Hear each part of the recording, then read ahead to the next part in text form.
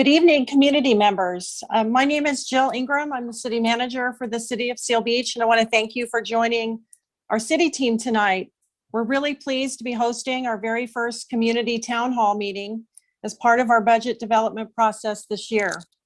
Before we get started with the presentation and discussion tonight, I wanted to briefly summarize for our community members what has already taken place in our budget development process. In collaboration with the City Council, we have made several improvements to the city's budget process for fiscal year 21-22 to provide for greater public outreach and community participation, as well as additional enhancements to our budget document. In addition to tonight's meeting format, those improvements include a new community engagement survey that we will briefly discuss tonight, a new budget webpage that includes an email for community members to submit questions and comments to our finance director related to the proposed budget, and additional departmental performance indicators in the budget document. Last year at this time, we talked with the City Council and community about the overwhelming impacts of the stay-at-home orders and economic shutdown, which resulted in our need to reprioritize city goals, objectives, and priorities. As a result, each department head who you will hear from tonight made significant expenditure reductions in their respective operational budgets in order to present the council and community with a balanced budget for the current year. While that was a very difficult challenge for all of us, we were able to make those reductions and still continue to provide the same level of services and programs without impacting staffing and without the use of reserve funds during an ongoing pandemic. This allowed us to end fiscal year 19-20 with a significant budget surplus. So our annual operating budgets for last year and the current year have been years where we had to reduce expenditures significantly to ensure we didn't overextend ourselves financially because of ongoing revenue declines as a result of the pandemic.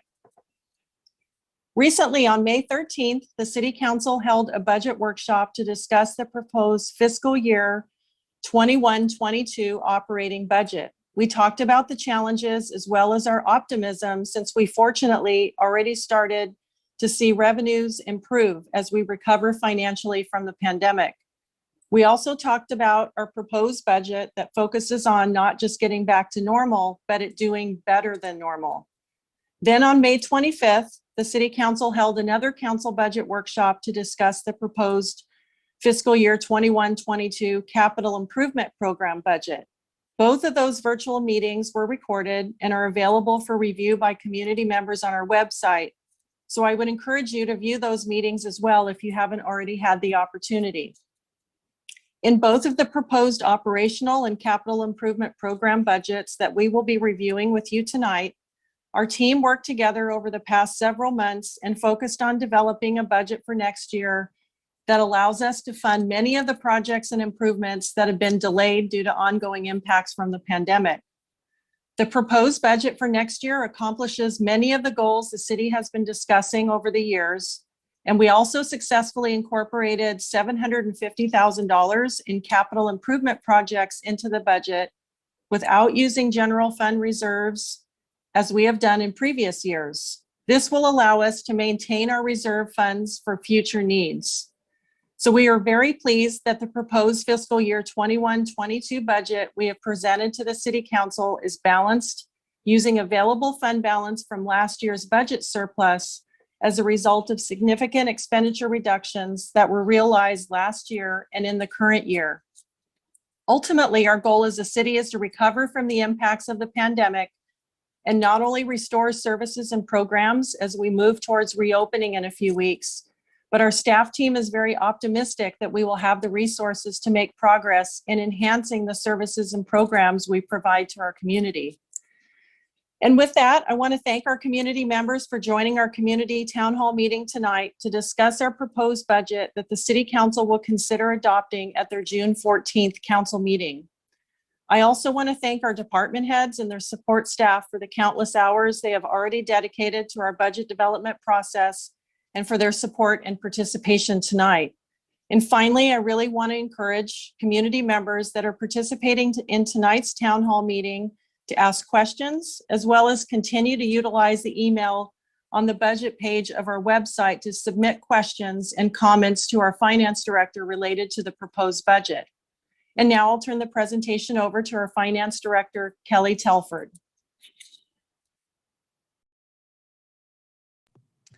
Thank you. We have asked our Deputy Public Works Director, Iris Lee, to moderate tonight's presentation. So I'm going to have her go over some housekeeping before we get started. Iris? Thank you, Kelly. The format of tonight's community town hall meeting will start with our team providing an overview of the budget, followed by a question and answer session. To submit a question, please locate the chat button on the bottom of your screen, open the feature by clicking on it, then type your question into the chat window. Our panelists will answer questions following the presentation. Next slide, please. I would like to take a moment to introduce tonight's panelists. Kelly Telford, Director of Finance, who will be walking us through the city's operating budget, and Steve Miter, Director of Public Works, who will be focusing on this upcoming fiscal year's capital improvement program. At this time, I would like to turn this over to Kelly Telford to start the presentation. Kelly? Thank you very much. Since this is the first community town hall that we've had for budget, I wanted to take a step back and talk about a little bit about the budget development process. This includes discussing what the council manager form of government is. This is what the city of Seal Beach follows. You, as community members, elect city council members to represent your districts. Those elected officials are your voice. They set the policies and strategic objectives each year, which direct the city manager. The city manager is responsible for enacting council policies and manages the city on a day-to-day basis. She does this by working with department heads who ensure not only that the day-to-day operations are maintained, but they also work with the city manager on achieving council strategic objectives. Finally, the council evaluates the progress each year in meeting those strategic objectives, and then the process starts all over again. The same pattern holds true for the city's budget. Once the council sets the policy and establishes strategic objectives for the year, the city manager presents a proposed budget that provides for the resources to enact council policy and achieve those strategic objectives. She does this through an intense budget development process that all of the departments participate in. Each department develops a budget necessary to manage the day-to-day operations and meet the council's strategic objectives, which have already been set. Once the department budgets are finished, the finance department compiles them into a single document that is adopted by council each June. Part of the evaluation of meeting those strategic objectives includes reviewing the city's finances and spending through periodic updates to council. This process is followed each and every year. In March 2021, via a Zoom meeting, the city council and management staff met to discuss the progress of the 2021 strategic objectives and discuss the fiscal year 2021-22 objectives. Because many of the fiscal year 2021 objectives were still in the works because of COVID, the council determined that these were still relevant and continued them into the fiscal year 21-22. These are shown in the first three boxes. These include fiscal sustainability, organizational culture, and community outreach. City Council also discussed additional priority projects, which are included in the final box above.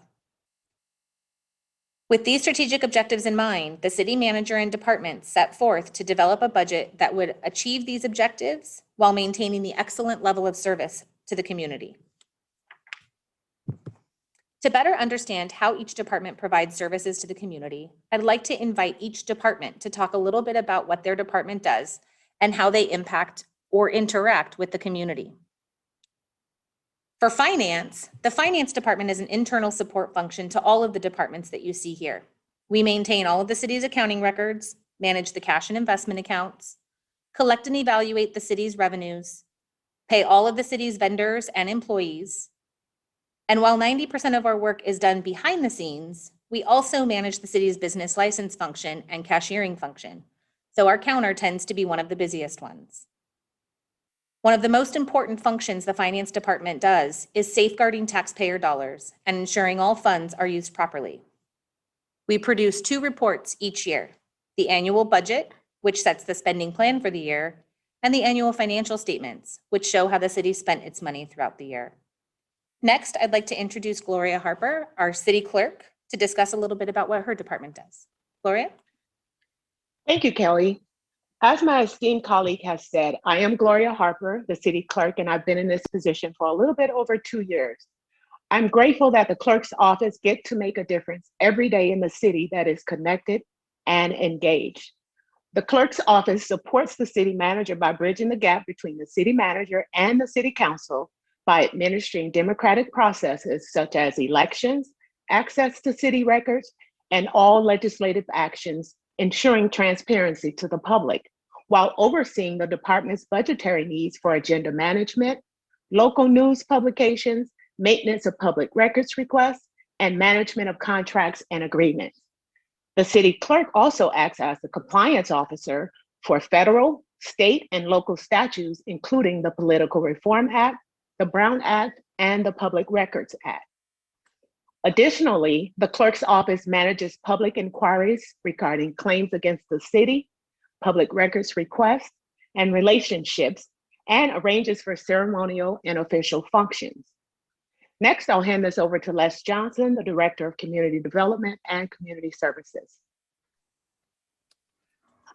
Thank you, Glory. Good afternoon, everyone. The Community Development Department consists of 3 key divisions, that being the Building, Planning, and Community Services divisions. The Building Division administers the building permit process, which includes building plan check and inspection services. This division also provides technical support and building inspection services relevant to safety concerns.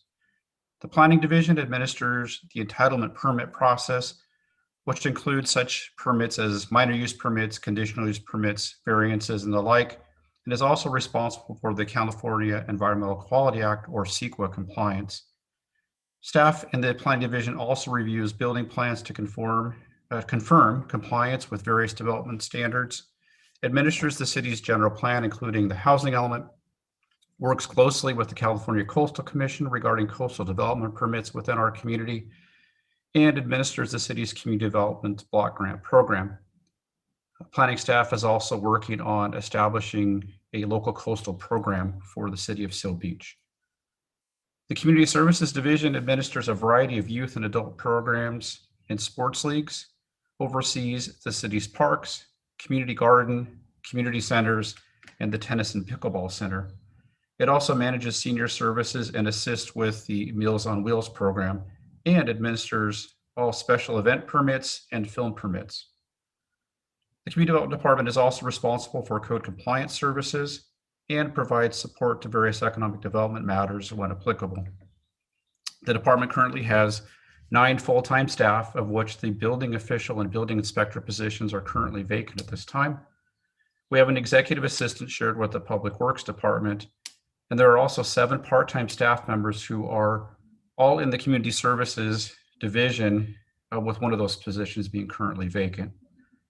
We also currently contract out for all building plan check and inspection services, with the expense for plan check services accounted for through the plan check fees that we collect. The department is primarily responsive to the needs of the community, be it via processing and issuing building permits, responding to code compliance, complaints received, or assisting with providing senior meals. I would have to say that possibly Kelly and I probably tie with the amount of activity that happens in City Hall, with a tremendous amount of engagement with residents and those having a need for business within City Hall coming to our counters. In addition to being reactive, we are also proactive to the various programs that are provided by community services, as we need to be looking ahead to ensure that we're offering classes and programs, lessons, athletic leagues, et cetera, that our residents want and see and to be a part of. We also need to be proactive in understanding development and being able to project out over the next 20 or more years what might be happening in our community, or forecasting that as that is relevant to our general plan, and being able to properly prepare for that growth as it comes forward. So though we are relatively small in size, the Community Development Department provides a significant amount of service to our residents and beyond. And that concludes my overview of the department, and I'll be passing it on to Public Works Director Steve Miter.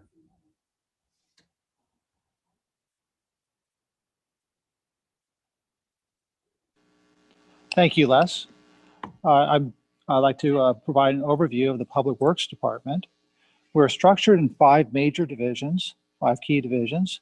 The first one being engineering, which is responsible for maintaining engineering-related records for the city, as well as implementing and planning the CIP, the Capital Improvement Program. Moving over to our next key division, which is the Water Utility Division. We're responsible for the maintenance and operations of the city's public water system. And our Fleet Maintenance Division, which is responsible for maintaining the city's fleet of vehicles and heavy equipment. Our Landscape Division is responsible for maintaining, obviously, citywide landscaping as well as parks. And our General Maintenance Services Division is charged with maintaining and operating the sewer and storm drain systems, the beach operations and maintenance, the street right-of-way maintenance, and the facility maintenance divisions. And overall, we're a full-time staff, about 27, and we have a part-time staff right now of about 5. And that concludes my report. So I am going to hand it over to Chief Phil Gunchak. Thank you, Steve. This is Phil Gonchak, Chief of Police for your Seal Beach Police Department. Before you today is the budget as it represents the police department's mission statement, which is the mission to provide and drive down crime, improving the quality of life for residents, visitors, and businesses of Seal Beach. Our police department dedicates itself to providing outstanding police services to the citizens of Seal Beach with the primary objective of obviously protecting lives and property. Some of the general or generic primary activities for the police department include our Emergency Operations Center. The Seal Beach Police Department's Emergency Services Bureau strives to prepare the community of Seal Beach for all types of natural and man-made disasters by providing specialized training, support, experience, and equipment to all city departments in the community at large. Our Emergency Services Bureau directs the community to emergency preparedness and provides administrative support. These services include, but are not limited to, prepare, update, and maintain the City of Seal Beach's emergency plan, maintain the City Emergency Operations Center's emergency operation, and emergency communications equipment. We attempt to train city staff who may be called upon to serve in any time of disaster. They assist me and the city manager and city council with issues related to emergency management. We are the steward and conduct emergency exercises in collaboration with not just citywide staff, but countywide staff, statewide staff, and other federal agencies. We work with a number of other government agencies to develop and maintain integrated emergency plans for response to disasters. And we assist individuals and community organizations toward total disaster preparedness, not just within the city of Seal Beach, but within our surrounding agencies. Another bureau we have is our Operations Bureau. The primary duties of our Operations Bureau consist of responding to calls for service, conducting preventative direct foot and vehicular patrols, providing traffic enforcement in areas where traffic accidents are occurring, and in residential areas as a response to any traffic complaint. Some of our other responsibilities include policing and neighborhood services to geographically defined locations to reduce crime and crime-related issues, and then to partner with the community to maintain its high quality of life standards. We do this through follow-through with both our patrol arrests and any kind of detective cases with workable leads. We file criminal cases with the Orange County District Attorney's Office and provide front counter services to the police and staff during business hours, all within the framework of a community policing environment. Additionally, we have a Records Bureau, a Jail Operations Bureau, a Parking Enforcement Bureau. And in those Jail Operations Bureau, we have a primary function to process, book, and transport those arrested by members of the Seal Beach Police Department. Additionally, the detention center provides custody and care for those inmates as well, all within a manner that complies with all applicable county, state, and federal mandates. Our Parking Enforcement Bureau enforces Seal Beach parking ordinances and manages meters and parking fees. Additionally, within the Parking Bureau is our Traffic Division, which also responds to the traffic accidents as described earlier. Lastly, we have a dispatch center, which is made up of a joint operation called West Cities Police Communications, or WESTCOM for short. They provide police dispatch services to the city since 1997. WESTCOM is an agency formed by a joint power agreement between the cities of Cypress, Los Alamitos, and Seal Beach, with contract dispatch services also provided to the Orange County Park Rangers. The dispatch center is located here at the Seal Beach Police Department. It is a civilian managed organization and committed to providing quality public safety services. Westcom serves a combined population of not just Seal Beach's approximately 25,000 members, but in total approximately 98,000, covering an area of approximately 22 square miles. And that is it for my bureau. I'll be happy to pass it on to my counterpart, Ron Roberts from the Orange County Fire Authority. Good evening, ladies and gentlemen, and thank you, Chief Gonchak. Yes, as was said, my name is Ron Roberts. I'm the Division I Chief of the Orange County Fire Authority. And I wanted to say we are happy to be your fire and EMS provider for the city of Seal Beach. And we have been doing that for quite some time. In fact, in 1982 is when the city first began the relationship with then what was the Orange County Fire Department. And we have since become the Orange County Fire Authority. So we're very excited to say that we're coming up on our 39th year of service to the city of Seal Beach. We currently have 2 fire stations located in the city.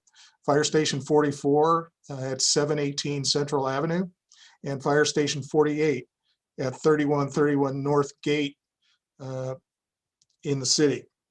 You currently have 8 full-time firefighters on duty per shift per day, and they are full advanced life support trained with 2 paramedics on each engine company.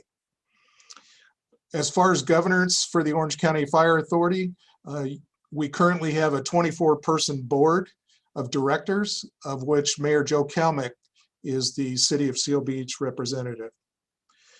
We have 2 methods that we receive our income, if you will. One is known as a structural fire fund, and one is which the City of Seal Beach is, which is known as a cash contract city, which is where the city pays once a year for direct costs for services. And with that, then I will hand this over to my other partner, the city's Marine Safety Chief, Joe Bailey. Thank you, Chief Roberts. My name is Joe Bailey. I'm the Marine Safety Chief, or the Lifeguard Chief. The Marine Safety Department's mission statement is the Marine Safety Department provides the highest quality safety services in the coastal and aquatic environment for the public through prevention, education, rescue, medical aid, outreach, beach management, and enforcement. We work 7 days a week, every day of the year.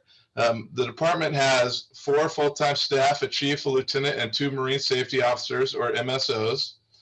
We manage 50 part-time beach lifeguards and 25 part-time pool lifeguards. One program that we manage for the city is the citywide AED program, or automated electronic defibrillator. We have 23 defibrillators throughout the city. The lifeguard department makes sure we have medical oversight, which is essentially a prescription to use the AEDs. We train city staff on how to use the AEDs, and we make sure the equipment is up to date and working. Another program that we administer is our junior lifeguard program. Our very successful program has 300 children each summer. This year, we're happy to be back this year after last year taking the year off due to COVID. And then we also are in charge of the pool. So the pool is a year-round program with 20 pool lifeguards. We have a very vibrant adult lap swim program. And we also do an after-school class, and usually that's MAGA kids in there. And then in the summertime, we teach very affordable, excellent swim lessons. One of the top things we do, though, is to train our staff. So we have 75 overall part-time people. So the full-time staff is heavy at work this time of year training our part-time staff. And we train them so much because, you know, they save lives. And, you know, in their jobs, they can be stressful, but they save lives. And then oftentimes, they're the face of the city. The first person who comes to Seal Beach, the first person they see is sometimes a lifeguard on the beach. And just to finish up some of the stats from last year, we do over 1,000 rescues a year. We do over 1,000 medical aids a year. And then we deal with lost children and a bunch of other boat rescues and a whole bunch of things down at the beach. But I think one of the more interesting one is we keep a stat, and every day our tower guards report how many people they talk to. And we had over 100,000 public contacts last year alone. So the beach lifeguards on the towers are really the face of the city, and we train them really well to make sure they're going to do a good job out there. And one last point, Proactive, I heard Les earlier talk about being proactive, and the lifeguard department is all about being proactive. The best day of lifeguarding is no rescues and only preventative actions. So we try and be there before the rescue happens. And with that, I'll pass it on to Patrick Gallegos, our Assistant City Manager. Thank you for that, Chief Bailey, and good evening, council, staff, and members of the public. As you can tell from the comments just made by the directors, we have a talented, albeit very busy executive team that have decades of experience and knowledge to serve the city of Seal Beach. For the purpose of describing our organization and the city manager's office specifically, I'm going to use a baseball analogy. So if the city were a team, let's say the Anaheim Angels, because we all know they're the best team. Well, not by their win-loss record, but by virtue of being in Orange County. And my apologies to all the Dodger fans out there. Yes, I'm looking at you, city manager. So again, let's say the city of Seal Beach is a team and the directors of each of the departments are the position players. That is first, second, shortstop, left field, etc. The head coach is the city manager. The members of the council are the general managers, and the public is the team owner. That is sort of how our organization is set up. And each level of the agency, there are a variety of decisions that have to be thought out, planned for, and executed if we are to remain successful. So let's talk about the office of the head coach, also known as the city manager's office, which consists of the city manager, assistant city manager, personnel analyst, management analyst, and executive assistant. Here in this office, our primary job is to provide the council with policy recommendations and implementing them as adopted, while at the same time adhering to established city policies, the municipal code, and provisions of the city charter. Our office is also responsible, working with each of the department heads on oversight of all day-to-day operations for over 100 employees, including direct responsibility for human resources and the information technology divisions. In addition, this office acts as the risk manager, public information office, and manager of franchise agreements, such as the agreement with the city's waste hauler, Public Services. But in saying all of this, we are only as good as the position players, that is the directors that we put on the field, making sure we have the right teammates in the right positions while executing the strategy of the general managers, that is the council, who ultimately answer to the team owners, that is the residents of Seal Beach. When each of us work as a team and perform our roles to the best of our abilities, the community at large is better for it. Thank you for your time, and I'll hand it back over to Director Telford. Thank you, and go Angels. Just saying, Jill. As you can see, there are a lot of departments and functions in the city of Seal Beach, and each department relies on a budget that allows them to operate each year.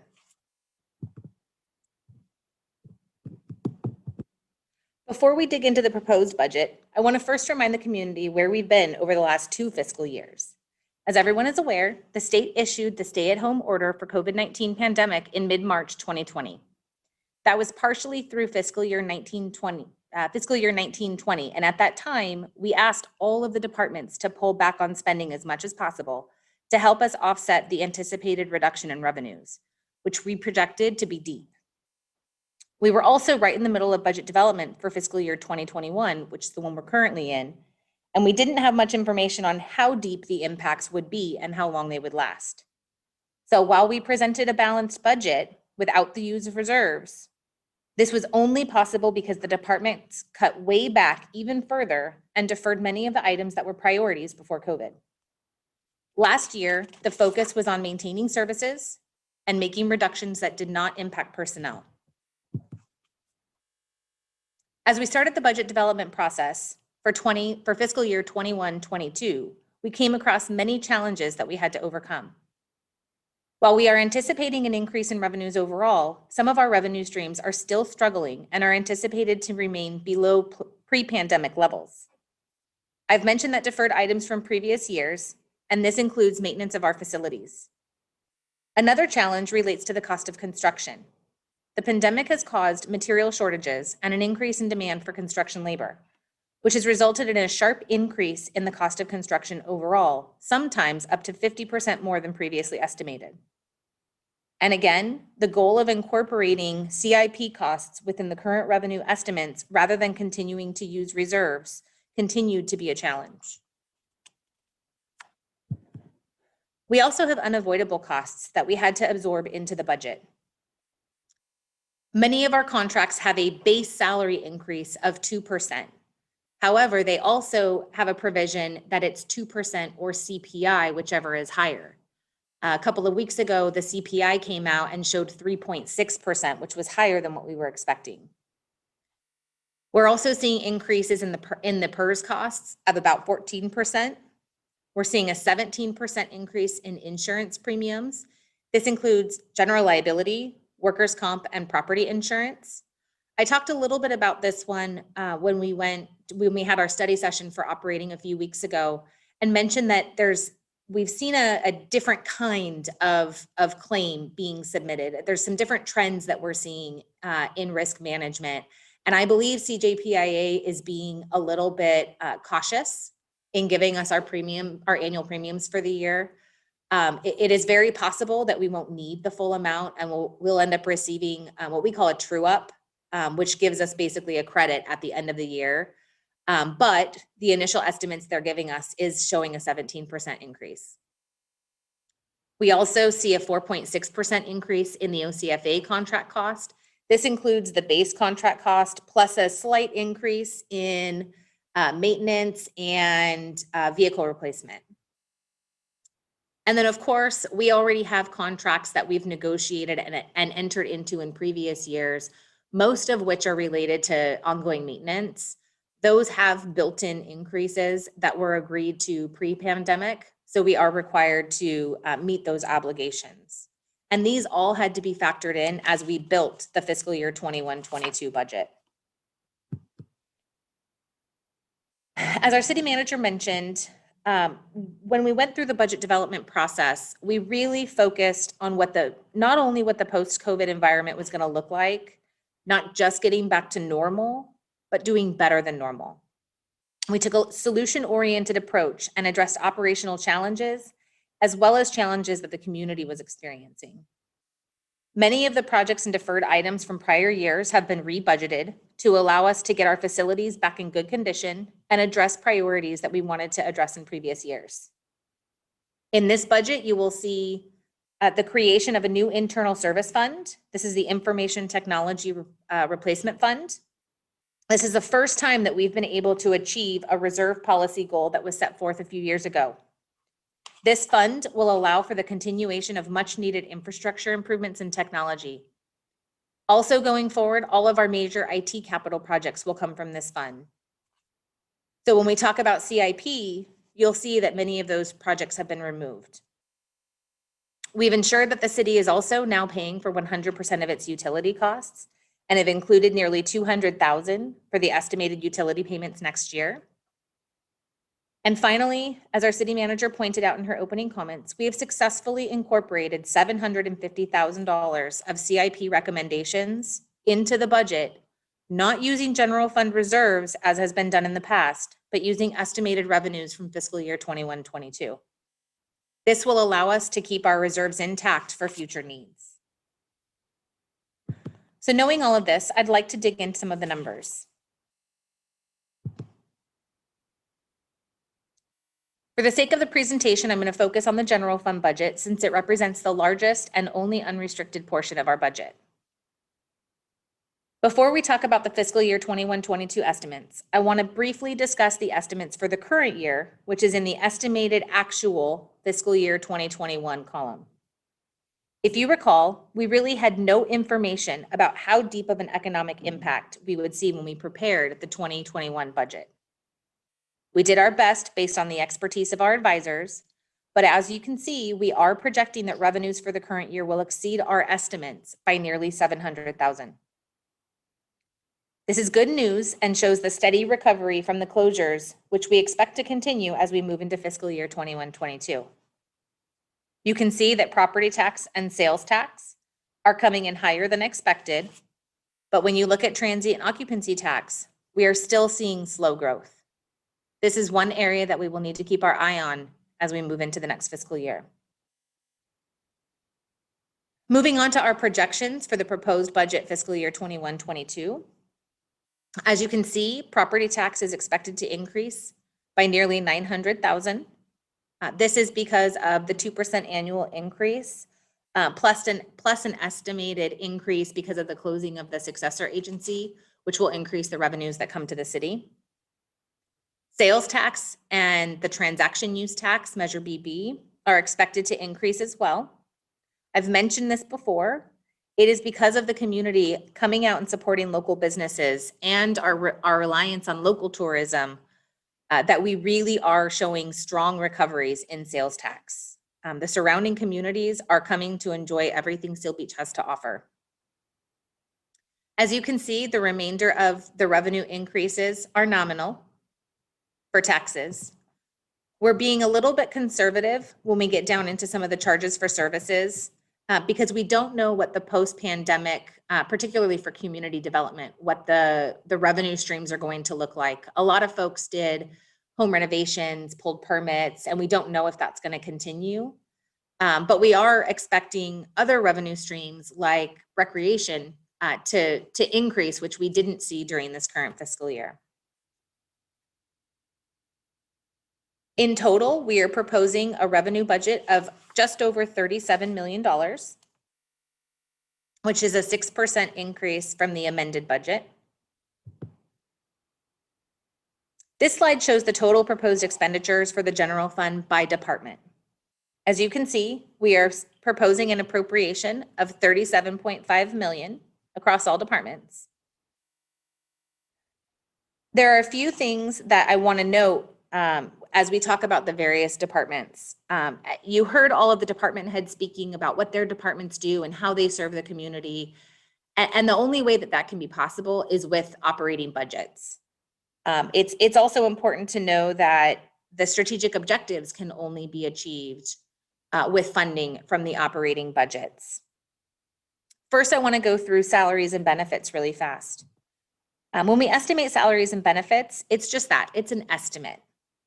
We use the current employees' grade and step and project in any possible merit increases and increases per the city contracts, the agreements with the labor unions. For vacant positions, we budget based on where the employees are usually hired in at. We've also included increases for already agreed to amounts, which for this proposed budget was 2%. I already mentioned about the 3.6% CPI that we are currently making adjustments for. The council will see those on June 14th when we bring the budget back. For part-time employees, we've used the current pay schedule and have included the increases for the new minimum wage that goes into effect in January. That goes, I think, from 14 to 15, if I remember correctly. And then we also have a number of other really good things that we've incorporated into this budget.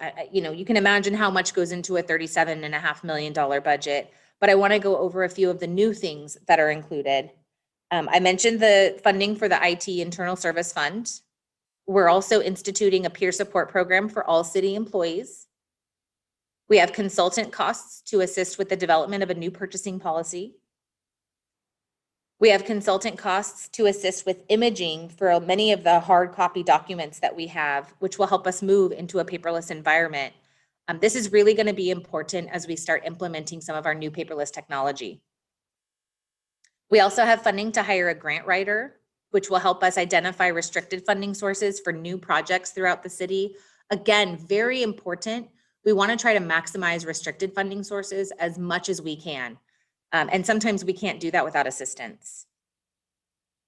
We also have funding to conduct a speed study.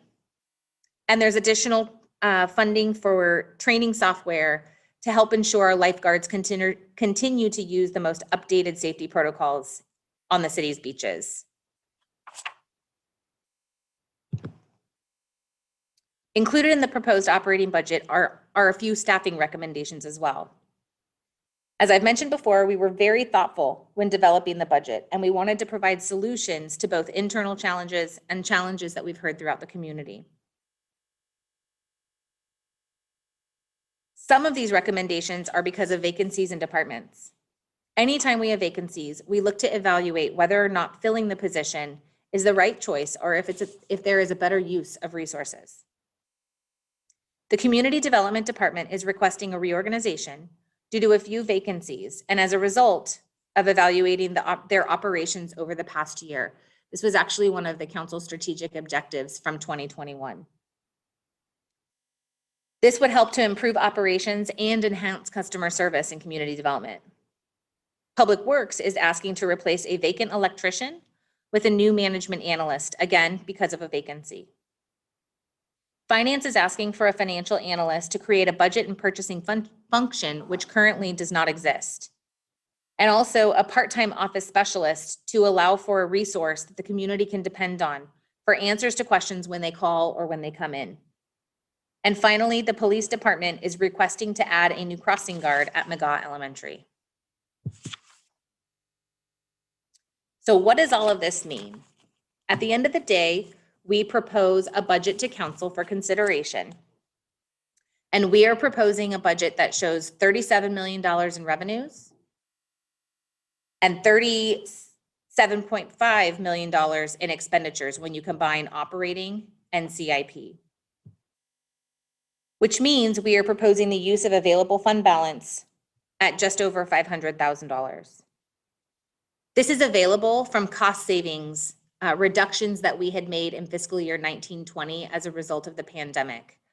For those of you that were listening in an earlier council meeting, I believe it was maybe in February or March, we had a pretty sizable surplus from fiscal year 19-20. This would use some of that surplus that we had in that fiscal year. I also want to note that while these numbers are that we are proposing, they actually have changed already. Every time we prepare the budget for study session, we always do a final look as we approach adoption, just to make sure that there aren't any other revenue increases or decreases that we need to capture and appropriation changes that we need to capture. I do want to let the community and the council know that revenues are estimating higher than what we've proposed. And we have also identified a few additional appropriations that were necessary for new needs that were identified since we pulled the initial numbers together. These revised numbers will be presented at the City Council meeting on June 14th when we plan to bring the budget back for adoption. I am happy to say that the use of available fund balance of $500,000 has actually gone down because of some of the additional revenues that we expect to come in.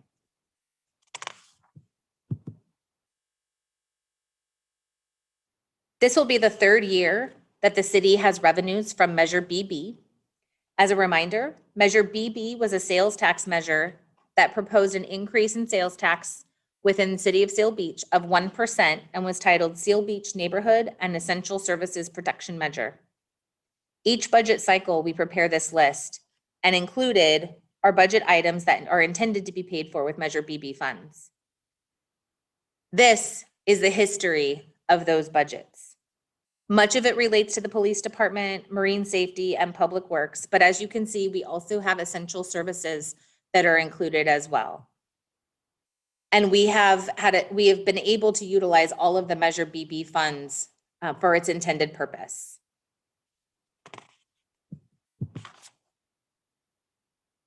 This slide shows our anticipated ending fund balance for the general fund, which we estimate at June 30th, 2022. So a little over a year from now, we estimate to be just over 23 million. The purpose of this slide is to show how that 23 million is divided up amongst the reserves. We have a number of reserve policies that council has adopted over the years. Some of them are a little bit duplicative. We discussed that in one of our study sessions and have agreed to bring back some recommendations and possibly another study session to look at all of these policies and perhaps make some recommendations for consolidation or improvement. But based on our current policies, we are able to meet our fiscal policy reserve of 9.2 million. We've been able to keep our economic contingency reserve intact at 1.75 million. This is the reserve that we would have dipped into if we needed to during the pandemic. That's really what it's there for. We've maintained the reserve for College Park East. We also have a reserve here for the Pier Restaurant. This was something that we earmarked. It's not a policy, but we earmarked it from the insurance settlements when the restaurant was lost during the Pier fire.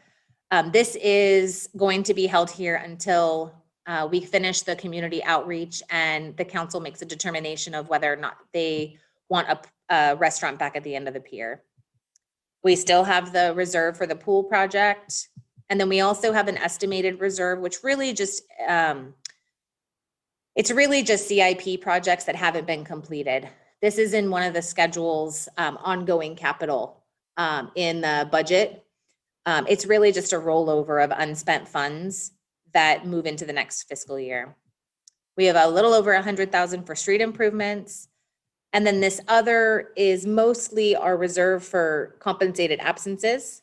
This is the vacation and sick leave that we owe to employees. Basically, if the city were to button up tomorrow and dissolve, this is how much we would owe all of the employees for vacation and sick. And then finally, this number here for unassigned fund balance is really important. This is our cushion. This is the funding that's available if we have projects that are unanticipated. We brought a roof project to council at the last meeting and asked to appropriate out of available fund balance because it wasn't anticipated when we built out the CIP plan. It came out of this allotment here. This is a good number. Questions have been asked about, what should that be? How much is too much? I think having a few million sitting there is a really good number for cushion. And every time we have surpluses, we would end up increasing that number.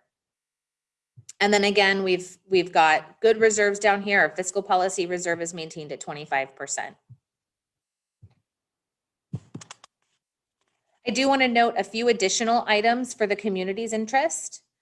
We will be bringing back a cost allocation plan and citywide fee study.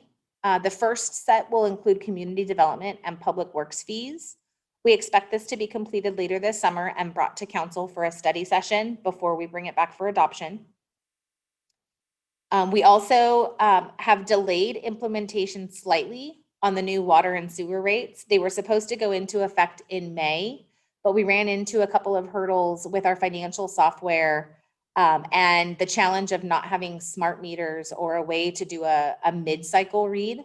So in order to provide that benefit to the community, we delayed implementing until the completion of the first full cycle under the rates, which would be July 1st. Also because of this, we are consolidating the water and sewer capital funds. You'll notice that in the proposed budget. For everyone's easy reading, it's at the very first page in the summary section. We used to have a water operating and water capital and sewer operating sewer capital. Now we will only have operating funds. And then also we're conducting a vehicle analysis with a consultant to identify whether or not it would be beneficial from a cost perspective to consider leasing the city's fleet rather than purchasing it outright. We are expecting this to be completed later this summer as well. Again, we're likely to bring the recommendation. I don't know if this one would be a study session. We might just do a small study session at the beginning of a council meeting, but we will bring it to council to have a full analysis before we make a recommendation. So let's move on to the CIP program. As we move into CIP, Steve Miter, the city's public works director, will be giving an overview of the CIP program. But before he does that, I'd like to talk a little bit about some of the projects that were discussed at the council strategic planning workshop back in March. This will become important when our public works director discusses the proposed budget for 21-22. If you recall, back then we talked about 7 key projects. The first 4 are listed here. The tennis center project was originally going to be to fix the restrooms and showers in the locker room. However, with the renewed interest in the tennis center, Public Works and Community Services identified an opportunity to evaluate whether or not the clubhouse would be a more appropriate solution. And in March, we recommended allowing us to conduct an assessment to determine options and bring recommendations back to council once we've fully vetted them. The pier restroom renovation and pier area improvement projects were discussed, and at the time, the city manager recommended moving forward with these 2 projects. These have been included in the proposed CIP budget that Mr. Miter will discuss tonight. In March, we discussed the Main Street corridor projects and recommended that we continue working with the steering committee to determine what the scope would entail. The cost is estimated somewhere between $1 million to $1.5 million, but having not determined the scope, it's really hard to say what the costs will be. We also talked about the possibility of a restaurant at the end of the pier, and we recommended that we proceed with conducting community outreach now that COVID restrictions are being lifted. As I mentioned in a previous slide, we've earmarked $1.4 million for this purpose from the insurance recoveries that the city received last year. We also had a very extensive discussion about the city pool project and about the cost of the various options that were being considered. And at the time, the city manager recommended that we go back to the drawing board and reevaluate the most viable option that the city is able to afford, both from a construction perspective and an operating perspective. And finally, we talked about lifeguard headquarters and the extensive repairs that are necessary. We recommended that we proceed with an evaluation to determine if restoring the building is a possibility before proceeding with recommending rebuild options. These were 7 of the council's priority projects, and as you can see tonight, 2 of them are budgeted in fiscal year 21-22. The remaining projects have not been budgeted in the 5-year CIP plan because at this time, the estimates for those projects cannot be determined. Mr. Miter will discuss this a little bit further in his presentation as well, but it's important to keep this in mind as we go through the rest of tonight's presentation. We will bring back funding plans for each of these projects once a scope can be determined and estimates can be developed. I would also like to mention one item from the community survey that is of importance as we talk about CIP. The community survey is still open. The link to it is on the city's website. And one of the questions that we asked respondents was to rank the following list of capital projects in order of importance. And this is what the community told us was the most important. As you can see, the rankings from highest to lowest, the most important to the community was storm drain improvements. This is something that we're actually working with the grant writer on, trying to identify grant funding because our storm drain master plan is ready to go, which is the key component that's required for any storm drain improvement grants. Items number 2, renovating the pier restrooms is included in the 21-22 proposed budget. You'll also see in the 5-year that renovating the River's End restroom is proposed for 22-23. We recommended continuing with the committee for the Main Street improvements. We're continuing to update the city's technology through the use of the IT replacement fund. For number 6, we're currently estimating or evaluating the possible renovation or replacement of lifeguard headquarters, and this was a priority. The community found number 7, bringing the community pool or renovating the existed one, followed by number 8, resurfacing the 8th and 10th Street beach lots. And then finally, number 9, maintaining and repairing city facilities, and 10, establishing a second dog park. So as we built out the CIP program, we did focus on not only what the community was, or not only what the council was saying, but also what the community was saying. And these have gone into our conversations in-house as we've developed the proposed budget before council. So with that, I would like to hand it over to our Public Works Director, Steve Miter. Thank you, Director Telford. As summarized by Director Telford, each of the project's budgets and schedule listed within this table will be incorporated into the 5-year CIP subsequent to completion of the detailed analysis and evaluations to establish final project budgets. It is currently proposed to fund these detailed project analyses and evaluations to establish individual project scopes, though their estimated remaining balances that from their allocated fiscal year 2021 project budgets or carryover.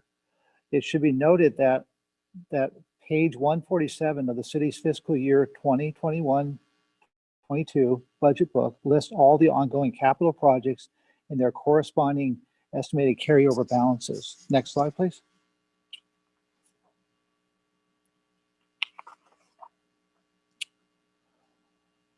For this next set of slides, I will be giving an overview only of the proposed capital improvement projects.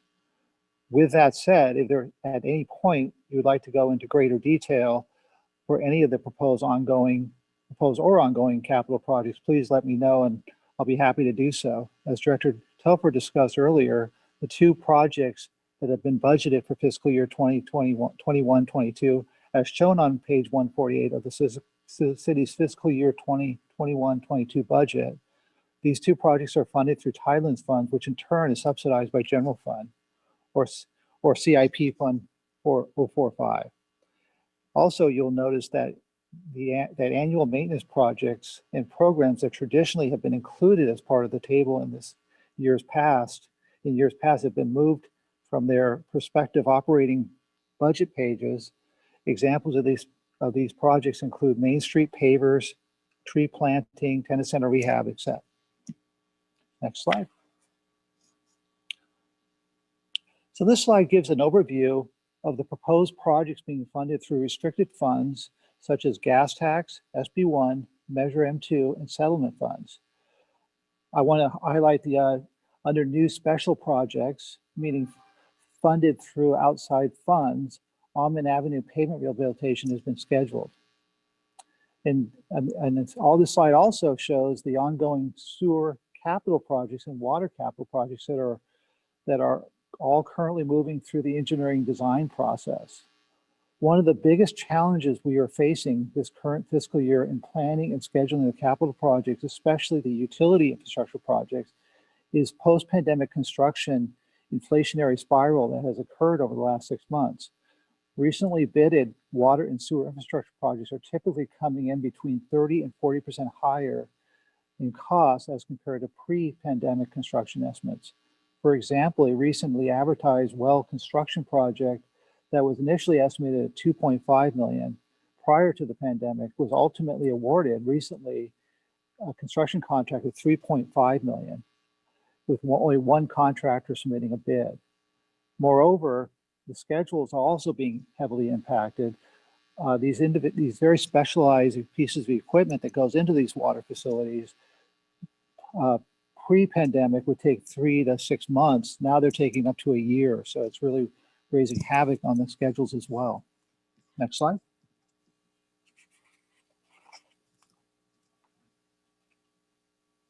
So again, these next two slides provides a general overview of the proposed 5-year CIP. You will notice that projects listed under the Capital Improvement Projects Fund 045 within the 5-year capital program table do not list corresponding project budget or schedule. As discussed previously, with the exception of COA storm drain improvement, staff will be conducting detailed analyses and evaluations to establish final scopes for each of these individual projects. Once each project scope has been developed and refined, the corresponding project budgets established, each project will be brought back to council for consideration and final approval. Only at that point will the project's budget and cash flow be incorporated into the 5-year CIP. The Capital Improvement Project Fund 045 also utilizes city funds to facility repairs and improvement projects. Given that the projects currently listed under 045 are both high priority and high dollar projects, staff believe it would be prudent to reevaluate and reprioritize all city facility repair and improvement projects based on past and current facility assessments to ensure the highest priority facility projects are ultimately listed in the city's 5-year CIP as required to maximize the city's limited funding availability. In regards to COA storm drain improvements, the engineering design drawings have been completed and the project is shovel ready. Staff's intention is to take this shovel ready project and submit to OCTA Environmental Cleanup Grant Tier 1 program when it becomes available for call for projects. Next slide. Of course, this slide just gives an overview of additional 5-year CIP, sewer fund and water fund. And next slide, please. And I will now turn the presentation back over to Director Telford. Thank you very much. As I mentioned in an earlier slide, one of the strategic goals for council this year was developing a 5-year forecast. We've been working with Philbin Rollap, the city's financial advisors, to revamp a previous model that was built. And honestly, they have done a tremendous job enhancing its reliability, its functionality. It is a much easier model to use and project. We are now able to make projections at a much more granular level, and we can use this as a tool for both management and city council to review and discuss the impacts of big financial decisions like labor negotiations, when we're developing funding plans for CIP, or if we're discussing addressing some of the city's long-term liabilities. However, the model is not perfect. Just like any forecasting model, it's only as good as the information that you have on the day that you enter it. The forecasts were done using the proposed budget, but as I've already mentioned, those numbers have changed over the course of the last few weeks, which means the model needs to be updated. It's also important to understand and appreciate that you can have two forecasts prepared by two different people using the exact same starting numbers and have very different results. This forecast is based on my thorough evaluation of trends and possible likelihoods with an effort to be realistic, not overly conservative and not overly optimistic. Taking all of that into consideration, let's take a brief look at where we expect to be over the next 5 years.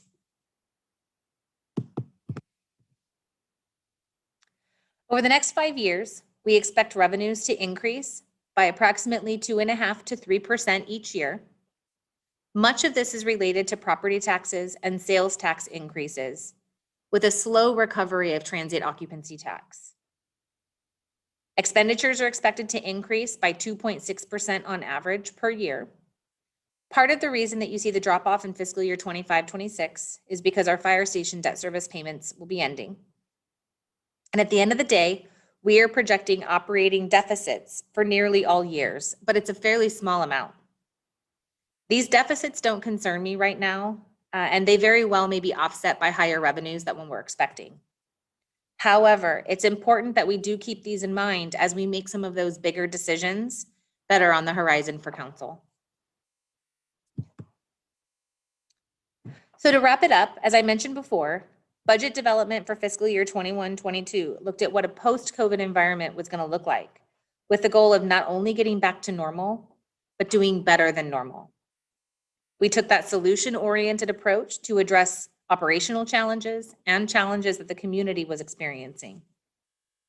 And because many of the projects were deferred, we have rebudgeted those to allow for us to get our facilities back in good condition and address priorities we wanted to address in prior years, which is why we're proposing the use of $506,500 in available fund balance from fiscal year 19-20 savings.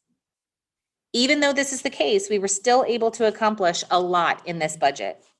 We see the creation of a new internal service fund, that IT replacement fund. This is the first time that we've been able to achieve this reserve goal, which we set forth a number of years ago. We've also been able to ensure that the city is paying for its utility bills and incorporated $750,000 in CIP recommendations using fiscal year 21-22 revenues, not general fund reserves as it had been in the past. And we really focused on the City Council's highest priority projects and bringing back recommendations for scope and funding in the future. So with that, I will hand it back to Iris Lee, our moderator. This concludes our presentation, and we'll now switch over to our question and answer session. We received some additional questions today and have incorporated the answers to some of those into the presentation tonight. There are just a couple that staff ran out of time and didn't get to research those responses, and those will be included when we post the question and answers discussed tonight. The remainder of those questions that we were able to look into will be read and answered in between community questions entered into the chat feature. As a reminder, questions may be submitted by typing them into the chat feature located at the bottom of the window. To start off with our first question, this one is police related on staffing changes. Based in part on questions from parents who live on the Navy base, the police department is requesting $15,000 per year to add a second crossing guard at the corner of Bolsa and Seal Beach Boulevard. Can we request the Navy to pay for the additional crossing guard at the entrance of their housing community? Yes, I'd like to invite Chief Gonchak. Would you mind assisting us with answering this question? Yeah, thank you, Director Telford. This is Phil Gonchak. In short, the answer is yes, we considered this option. However, considering McGaw Elementary School falls within the city of Seal Beach and a crossing guard falls under the public safety umbrella, the cost was enveloped into the city of Seal Beach's 2021-2022 budget. We have a next question that is building and code enforcement related. This division is requesting staffing changes that will necessitate increasing consulting costs by $120,000. However, I could not find this increase in proposed budget on page 90, which shows only $12,000 for a contract professional. This is only enough to pay for annual costs on permitting software from the Charles Abbott Company. The question is the necessary additional $120,000 in building services consulting added somewhere else in the budget? That's a very good question. When we were building out the final presentation slides for our first study session, gosh, this must have been a number of weeks ago, we were costing out the savings or cost of each of the department requests. And our community development director pointed it out to me that I had taken it out of his budget request. So this adjustment will be shown when we bring the council the final proposed budget on June 14th. We did add that back immediately, and we had already known that there were available revenues to be able to pay for that. So we didn't need to increase. While the increase in appropriations occurred, the increase in revenues also occurred. We have another question that is building and code enforcement related. One of the staff changes that building and code enforcement is proposing is to eliminate a currently vacant building official position for a reported savings of $220,000 per year. However, the maximum base salary for this position after a pay raise of 3.6% in July 2021 is only $139,073. Adding benefits at say 44% of salary would come to $200,265 per year. How did staff derive a cost savings figure for the elimination of a vacant building official position that was 10% higher than my estimation? So this is one of those interesting questions, and it goes back into the challenge of calculating or forecasting some of those numbers. The way that we forecast or budget our salaries and benefits is based on the fully burdened rate for each position. So we always estimate for a vacant position what the likely step is when somebody comes in. For this particular position, it was at step 5. I think a part of the difference in the calculation is perhaps not having a large enough percentage for benefits. When you factor in the family cafeteria plan, when you factor in workers' comp, when you factor in pensions, and we always assume that the pensions are going to be a classic employee, not a PEPRA employee. The exact estimate is just over $216,000. So as you can see from my earlier presentation, I rounded everything up or down accordingly. So the 216 or the 220 estimate is spot on. I went back and checked this morning. So it's the benefits that make up the difference. This next question is vehicle replacement fund related. My calculations indicate that this fund will have about $327,000 in cash as of July 1st, 2021. What is staff's estimate of cash in the vehicle replacement fund as of July 1st, 2021? We will likely be somewhere in the ballpark of $440,000 to $460,000. We did not make any recommendations for increasing the transfers to the vehicle replacement fund because we weren't certain what the recommendation was going to be as we finished the evaluation of leasing versus purchasing. So we do expect that cash balance to be in that 440 to 460 range by the end of the year.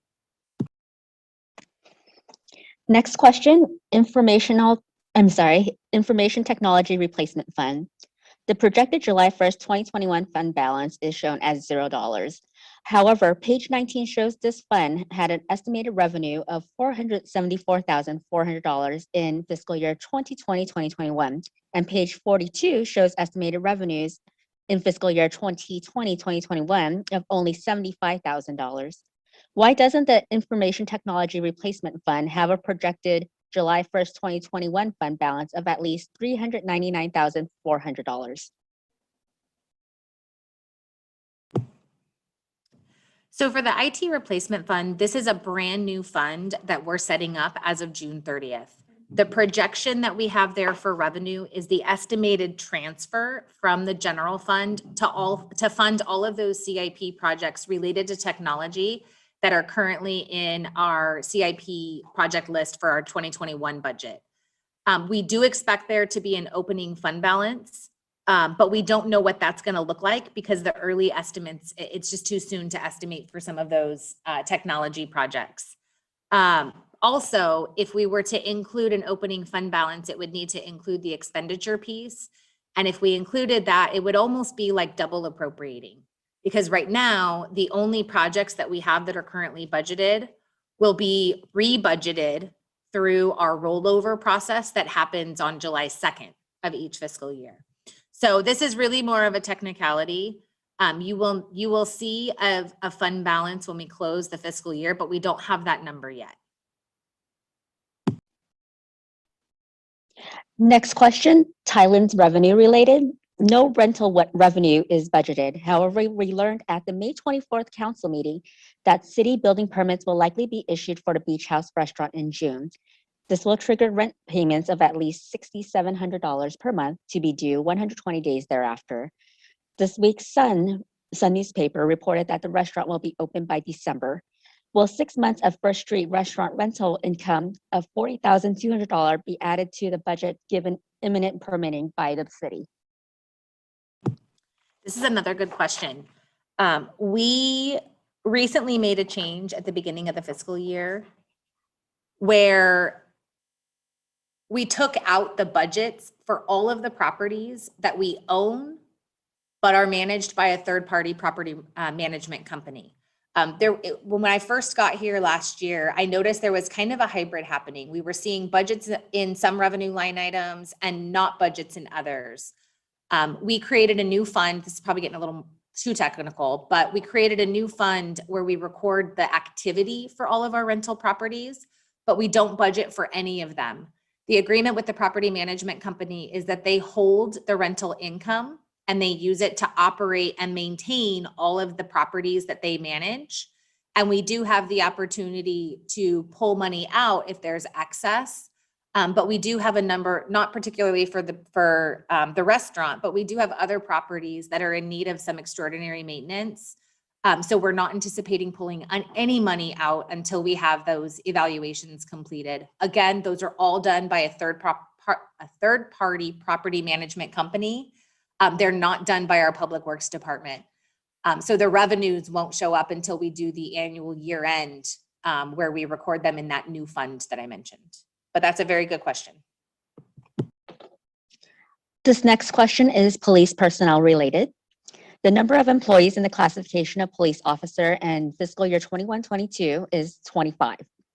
The 25 police officers shown in personnel summary include one overhire to accommodate a former senior CSO who the council was told entered a police academy last September. If so, how soon do we expect the retirement to eliminate this overhire? And lastly, how much was budgeted to pay for the overhired officer? Was a full 12 months of salary and benefits included in the police budget? Again, I'd like to invite our police chief, Chief Gonchak, to chime in on this one, if you don't mind. Hi, thanks, Kelly. So I'll answer the first two questions, and then maybe you'd have a better answer for the third one. The first question in regards to does the budget accommodate for the overhire? And the answer to that is yes. If so, how soon do we expect a retirement to eliminate this overhire? The reality is that overhire that we originally hired was a recruit police officer that we had put through the police academy and had unfortunately become injured to the point where he was unable to complete the academy and was now rotated back into our senior CSO deployment. Because of that, the position has been unfilled since January. Therefore, we have a recruitment that's currently ongoing. Lastly, in regards to how soon we plan on eliminating the overhire, well, the reality is we don't have an overhire at this time. However, we are currently recruiting to do so. And if we are able to obtain an overhire within the next few months, it's our hope that the employee that had planned on retirement is going to do so by December 31st. At least that's his verbal date as of today. And Kelly, I'll pass back to you in regards to the budget information. Sure. So when we have an overhire situation, we tend to not specifically budget for those unless we know emphatically that both positions are in place and are already filled. As the chief mentioned, there's likely to be a little bit of a delay, and then it's very possible that the individual who is going to retire will retire in December. So we're not talking a very long time period.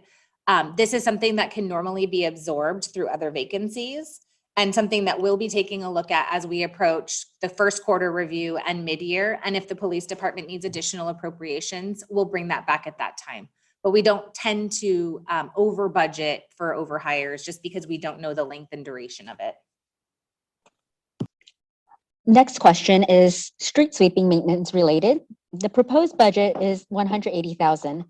This is based on full cost of a new contract approved by council in 2019 for not to exceed amount of $174,416 a year.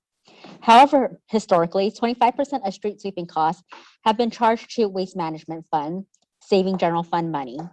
Of note is the street sweeping is still listed as a contracting function paid for by Waste Management Fund on page 41. The question is, why isn't the proposed expenditure for street sweeping by the Street Maintenance Division budgeted at $131,000 instead of $180,000?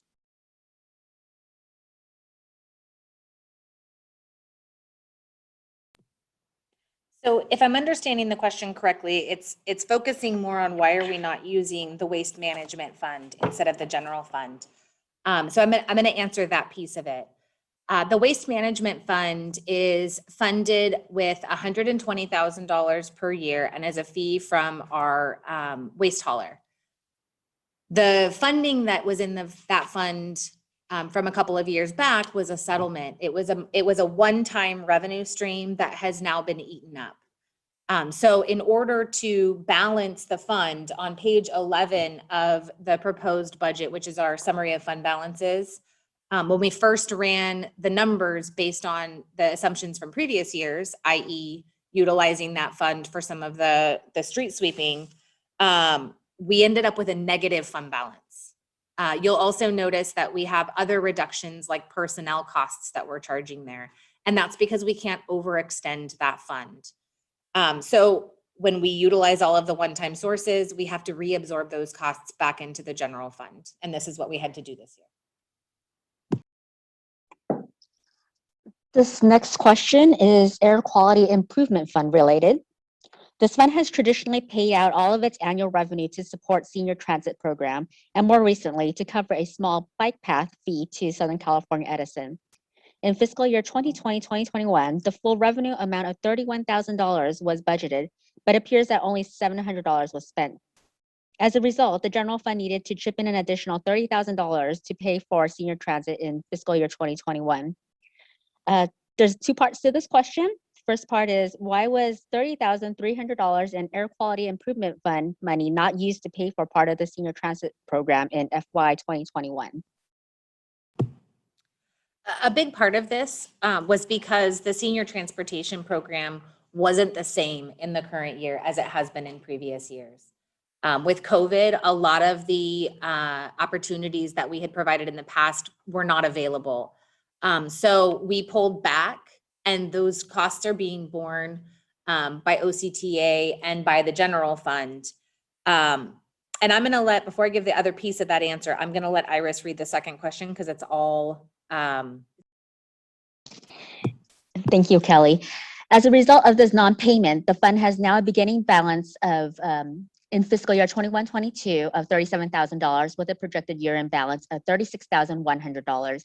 The second part of the question, is there any reason to not use this anticipated fiscal year 21-22 year-end balance of $36,100 in Air Quality Improvement Fund to offset the general fund expenditures for senior transit in fiscal year 21-22? So yes, there is a reason. We started having conversations about this probably about 6 months ago.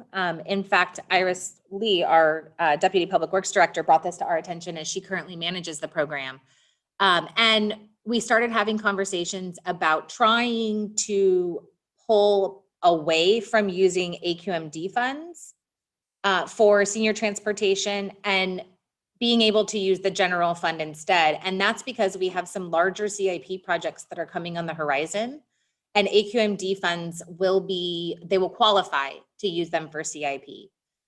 So we've slowly started to make the transition as we have funds available to be able to stop using AQMD for senior transportation and move that to the general fund. That's what has started in the current fiscal year. In the following fiscal year, 21-22, we are still proposing the appropriation because we will be resuming the full amount of services for senior transportation that we had pre-pandemic. We have incorporated it into the general fund, but we've kept this buffer in the AQMD fund just in case. It is very likely that we will not dip into that piece of the funding because we want to hold that for CIP projects in the future if we can. But that's a conversation that is regularly happening between finance and public works, trying to manage both the senior transportation program and the AQMD fund. Following with the topic of senior transportation services, the next question, the proposed general fund budget is $260,000. However, this amount represents the total cost of the transportation and lunch program and therefore does not take into account that $30,300 of costs are paid directly out of Air Quality Improvement Fund. Thus, the general fund appropriation on page 131 is too high by this amount. Why is the general fund appropriation of $260,000 for the senior bus program not reduced by the budgeted $30,300 expenditure for this program from the Air Quality Improvement Fund? Again, just as I had mentioned, we're attempting to balance the program and incorporate it into the general fund so that we can use these AQMD funds for capital projects. There are already some that are in the process of being identified so that we can incorporate them in the future. But we first needed to take the steps to be able to absorb it into the general fund. That AQMD or Air Quality Improvement Fund is that buffer. Next question, police parking enforcement position allocation. The plan shows a proposed 4.45 part-time police aides. This is an increase from 3.32 in the adopted budget for fiscal year 2021. This will increase annual costs by about $34,000 from step 1 to $41,000 to step 5, including benefits. An increase in parking police aides was not included in the police departmental reorganizational plan, nor the detention reclassification plan presented to council on September 14, 2020. To the contrary, the latter included reallocating 4 detention senior CSOs to parking enforcement for a sufficient position of their time to produce $470,000 in increased parking revenue. Why is an additional 1.13 part-time police aides necessary for the parking program, given the availability of 4 detention senior CSOs to assist with parking enforcement? I don't mean to pick on our chief, but I'd like to ask Chief Gonchak to step in on this one as well. Chief? Thanks, Kelly. So I think it's best described if you were to look at 1.13 part-time police aides as hours instead of bodies or actual physical employees, it'd be better to explain. With that, until a later date and time when these actual police aides can be retitled, and referring back to Patrick's analogy of the angels, our police aid positions can best be described as what we call our pinch hitters. It's because of this, and it's important to remember why and what is all asked of them. And if you were to refer to our department reorganization plan, it's important to remember that our police aides are not only responsible for just parking and some parking control management issues. For example, they handle a large number of our front lobby calls, both in person, even during COVID, and telephonically in the Records Bureau. They handle a large amount of our traffic-related complaints and traffic control issues as it relates to traffic accidents and/or measures when our lights go out in our streets. Further, since we eliminated, and back again to the department reorganization plan, if you remember, eliminated 2 full-time senior CSO detention officer positions. In response to that, the number of hours for our police aides had to be increased as they handle arrests and transports in the field, all the way down to our Orange County Men's Jail in Santa Ana. Lastly, they're sometimes called upon to even assist the Property Bureau. Considering we had a large increase in sworn police staffing over the last few years, specifically as it relates to Measure PB, we've had to slowly increase the amount of hours in all of their work. So hopefully that better describes their positions and why the slow increase of almost 1.13 part-time police aid hours was necessary. Back to you, Kelly or Iris. Next question, Main Street paver repairs. In fiscal year 2021, this program was funded in the capital improvement program by $20,000 of gas tax money. The proposed fiscal year 21-22 budget now shows this program contract being funded by general fund money in Street Maintenance Division of Public Works. This is a 2-part question. First part, why is gas tax money no longer being used to pay for repairs of Main Street pavers? And the second part, how much is allocated for these repairs in the proposed budget for Street Maintenance Division of Public Works? So $20,000 has been allocated again this year, just as it has been in previous years. We have actually gone back and forth of whether or not to use gas tax or general fund dollars. We've recently moved this back to the gas tax fund. I would not be surprised if we move it back to the general fund before all is said and done. Part of it is trying to anticipate that, we talked about that cost of construction going up. And gas tax is traditionally used for street improvements. And we want to make sure that we're able to do the street improvements that we have planned.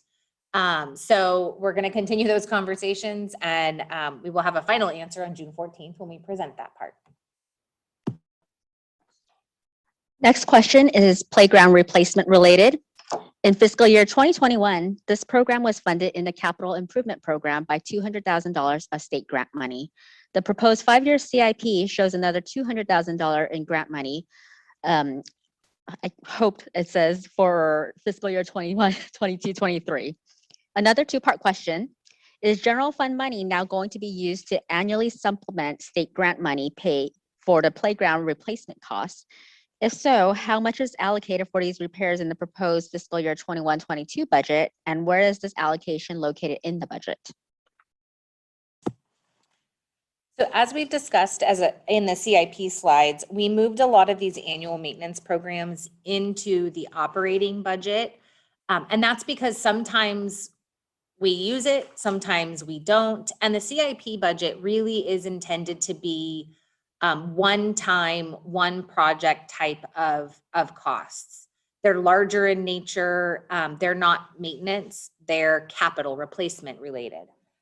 For the playground replacement, this project tends to be, the 200,000 is a much larger project. It's not your regular maintenance for playground replacement. That is what has been moved into the general fund. It is included in, I did not write down the department. I believe it's landscape maintenance. Yes, it's included in the landscape maintenance department of the budget in account 44,000, and that's our contract professional. We've included costs for this, and then there's also another question related to the tennis court rehab. Both of those are included in landscape maintenance so that we have money annually if we need to do it. But if we don't, we can focus that money on other improvements that are necessary throughout the community. Next question, tree planting related. In fiscal year 2021, this program was funded in the CIP by $20,000 of general fund money. I cannot find any reference to tree planting in the proposed fiscal year 21-22 budget. Where is the annual tree planting program funded in the proposed fiscal year 21-22 budget? And how much money is budgeted for this program? This is now included in the street maintenance budget in the same account, contract professional, 44,000. And we have that showing at 20,000. But again, it's there for if we need it. If we end up not needing the 20,000 for tree planting, then Public Works is able to use that for other improvements that are needed throughout the community related to street maintenance. Next question, tennis court rehabilitation. In fiscal year 2021, this program was funded in the CIP by $30,000 of general fund money. I cannot find any reference to tennis court rehabilitation in the proposed fiscal year 21-22 budget. Where is the annual tennis court rehabilitation program funded in the fiscal year 21-22 budget? And how much money is budgeted for this program? This one is also in landscape maintenance. I don't know if I have the dollar amount in front of me. It's an account 44,000, contract professional. I don't have the dollar amount in front of me. I'll make sure that I include that when we post the answers to the questions at the conclusion of the meeting, hopefully by the end of the week. Next question, peer restaurant assessment. At the May 25th Capital Improvement Program workshop, staff stated that the city would pay to rebuild the structure of to rebuild the structure of the pier restaurant, while the tenant would only be responsible for improvements. Having the city bear the cost of rebuilding the restaurant structure is a change in approach from my following of this issue. I have confirmed this with one of the potential tenants who engaged with the city prior to the fire. It was made very clear to this tenant that they would be responsible for both the structure and improvements. At that time, the city had appropriated funds to demolish the existing restaurant and upgrade all utilities to make the end of the pier restaurant ready. No money was set aside to rebuild the structure of the restaurant. Another two-part question. Does staff have an estimate of how much it would cost for the city to rebuild the structure of the pier restaurant? If not, will this estimate be available in time for inclusion in the planned community outreach to gauge public sentiment as to whether we should have a pier restaurant? To answer the first question, as we mentioned at the CIP workshop, we don't have an exact estimate. I know the community and the council have talked about a number of different possibilities that could happen at the end of the pier. We didn't indicate emphatically that the city would pay to rebuild the structure and that the tenants would be responsible for the improvements. We talked about in a lot of cases, the tenants pay for tenant improvements. We don't know what that's going to look like exactly. We could be looking at a single large scale restaurant. We could be looking at a few small scale. I think I used the example of maybe a hot dog stand, something of that nature. But until we can determine what the community wants and what the council wants, your budget estimates are going to be very widespread. Particularly because we also talked about the cost of the infrastructure. And in the question, it talks about upgrading the utilities to make the end of the pier restaurant ready. That will still be necessary. So depending on what's at the end of the pier will drive what those improvements are. For the second part of the question, we may not have estimates available when we do community outreach, because again, the cost is so widespread. I do think that the community outreach will be targeted and will have some high level, if we're talking about a couple of small stand style locations, you're in more of this range. And if you're talking a single standalone restaurant, you're more in this range, but we can't pinpoint an exact estimate. Not only that, but the cost of construction changes every year. And if we were to estimate and it still takes 3 years, we will undoubtedly be wrong. So to answer that question, we may, but we can't commit to that right now. This addresses the questions that we have received so far tonight. We'll wait about another minute or two to see if we have any more questions that trickle in. While we're waiting for those few final questions, I do want to thank everyone who participated tonight. This being our first community town hall, particularly about budget and being in a unique environment over Zoom, we do appreciate everybody's time participating and sending in questions. And we really do hope that when we get back to our new normal, when the restrictions are lifted during the fiscal year 22-23 budget cycle, we can have in-person town halls. That really was our intention, but those restrictions weren't lifted quite soon enough. So I do want to thank everybody before we leave. Thank you so much.